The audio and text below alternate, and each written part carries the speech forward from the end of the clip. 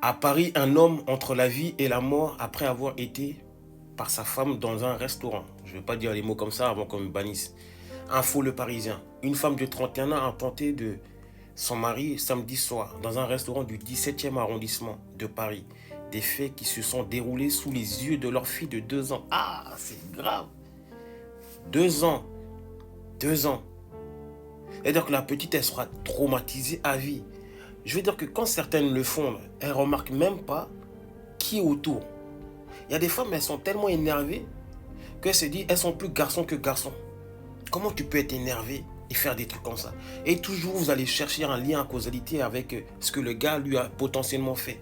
Même s'il a trompé, même s'il était avec une autre femme, même s'il a aucune raison pour justifier un acte comme ça. Et que ça soit fait dans l'autre sens aussi.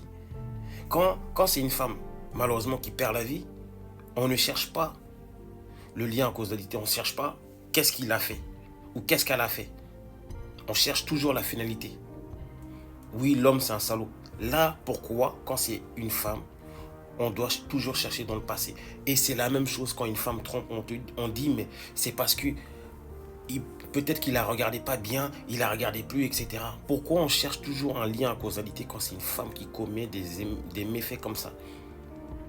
Et il n'y a pas longtemps, il y a une femme, une jeune fille qui avait dit, imaginons 24 heures sans les hommes.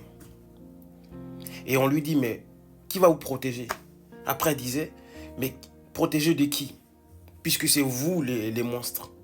Mais pourquoi, dans ce cas-là, il y a des prisons pour femmes? Répondez en commentaire, dites-moi, likez, partagez, pourquoi il y a des prisons pour femmes.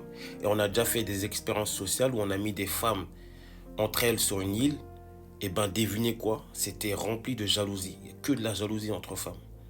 Voilà. À bon entendeur, salut.